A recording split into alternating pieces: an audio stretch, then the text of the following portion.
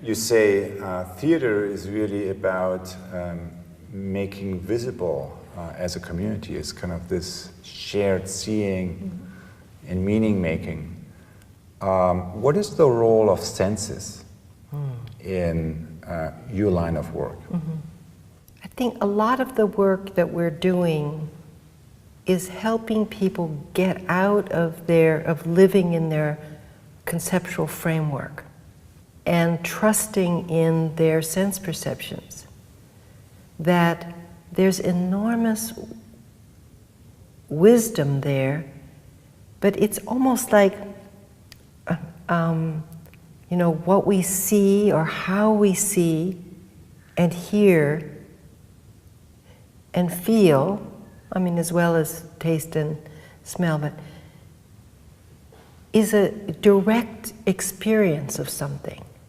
It's a direct experience of the world that we live in, but so often, very quickly, it gets wrapped up in some kind of downloading, some kind of conceptual framework. It means something, and it doesn't stay open. It's like the sense perceptions are like an opening, and there's so much direct meaning that just comes from hearing a sound or feeling something, and yet very quickly we sort of damp it down with a kind of meaning.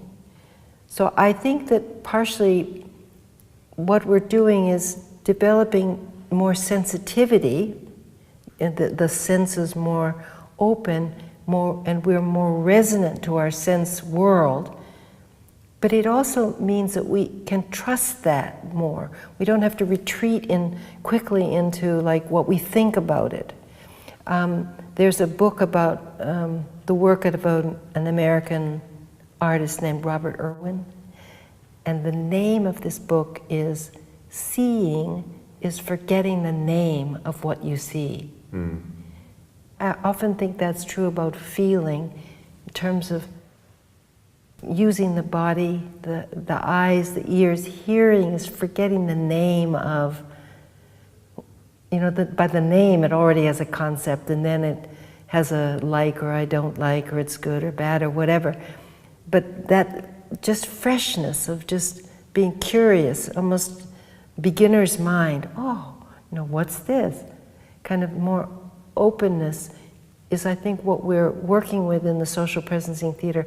And also the practice of doing that gives us more trust that that's a kind of intelligence. That's, we think of intelligence as just how clever our concepts are, but in this case it's just how resonant experience is with us. Something like that. Sometimes you're talking about the three bodies that as human beings we can engage with. So what are the three bodies? So part of our practice is really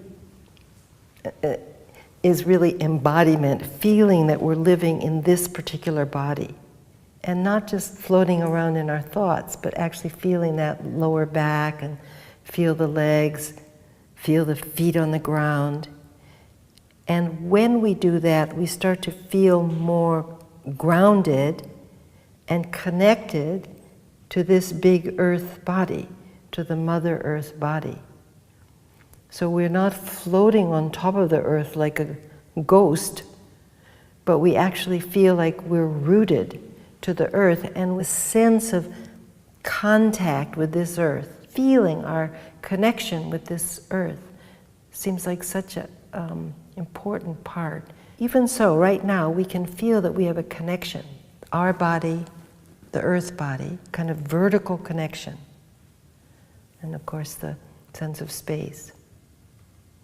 But the social body could be our family, could be our team, could be the whole organization, could be a visit to the shopping mall. But we're always in social bodies. We're always moving closer or further away, or sitting up or standing down. But oftentimes we don't feel it. We don't feel the connection. And it isn't a conscious big deal thing. You know, I can be sitting in the subway car or something, and no one's thinking, oh yeah, I can tell we're in a social body. But I notice this. I notice that people are reading, some are standing and listening to their earbuds. But the feeling is that we're all somehow interconnected, even though we don't know one another, and no one, you know, it's not like we have to turn and say, hello, how are you? But there's a feeling of being part of a social body, of being included in a social organism. And then you leave that and you go somewhere else, and there's always this feeling that we're kind of co-creating something. So the social body then is what I think we're really trying to investigate more in our social presencing theater work. What is that sort of social fabric? And how can the shared knowing of that social fabric or social field be the source of real creativity and innovation and real compassionate action? We're making an assumption that every single being on the planet has intelligence. Every person has kindness and an ability to feel another person's kind of suffering and their joy. Every person has courage to step out of their own convenience and their own conventional way of doing stuff when called on. It's in the social fields that we work in, and how do we see it? How do we recognize that, rather than, oh, here's a problem, and oh, there's a person that's not doing the right thing, and this isn't working. But how do we actually see the potential, just the potential goodness in that situation? And let that be what expresses itself, rather than all the things that are not working, or how you wish this person were different or something, which is true, and we notice it. But we're actually functioning on another level. I just have had the very good fortune of having great teachers. And those people, I can have my complaints, oh, I've got this and this problem and blah, blah, blah. But that is not who those people see, right? They see this, perfectly good human being with great heart and great ability to help out. And they don't pay much attention to the part that, it's not that it isn't painful. And we're not talking about denial here, but we are talking about recognizing that in each other, and recognize that in groups and teams, and bringing that part of not just individuals, but of how we see it in one another, and how we actually see it in systems and in social networks, social relationships. It's there, like it's there. But so how do we bring it out is one of my questions about social presencing theater. We're here in Berlin yesterday morning.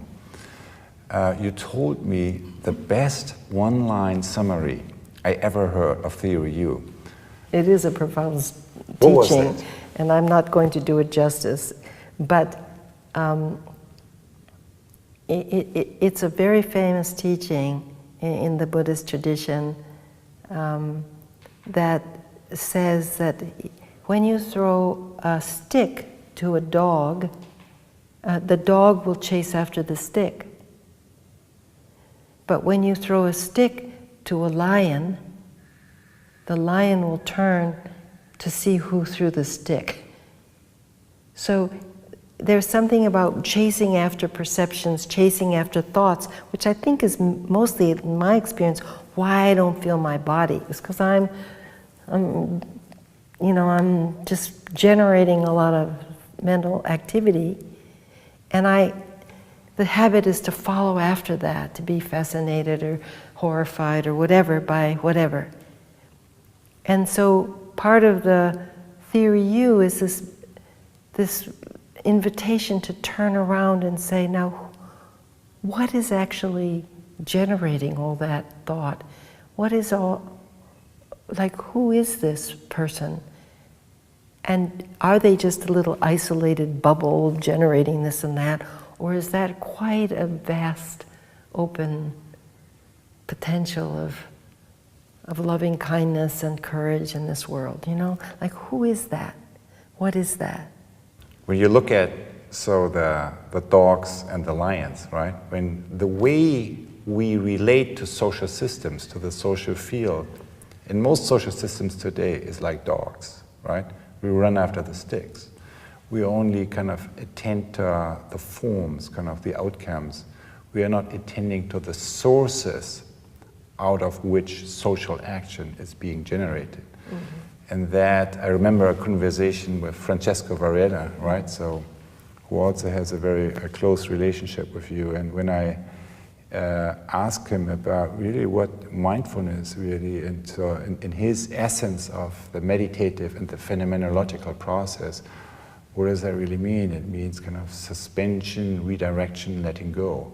What is the essence of redirection? Moving from object to source, right?